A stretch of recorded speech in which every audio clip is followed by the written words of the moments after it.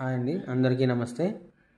రేపటి నుంచి మన అద్వితీయమైన అతీత శక్తివంతమైన అమ్మవారైనటువంటి శ్రీ వారాహి మాత యొక్క నవరాత్రుల్లో మొదలవుతున్నాయి. కాబట్టి రేపటి మొదటి రోజు కాబట్టి నేను కూడా ఈ వారాహి అమ్మవారి యొక్క నవరాత్రులు చేసుకోవడానికి సిద్ధంగా ఉన్నాను. అదే దీక్షగా తీసుకుంటున్నాను.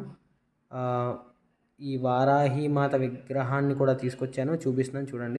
చూసారా ఫ్రెండ్స్, వారాహి మాత విగ్రహాన్ని తీసుకొచ్చాను. రేపు అమ్మవారి యొక్క పూజని అభిషేకాన్ని అంతా కూడా చేయడం జరుగుతుంది. రేపటి నుంచి 10 రోజులు ఈ వారాహి అమ్మవారి దీక్షలోనే ఉంటాను.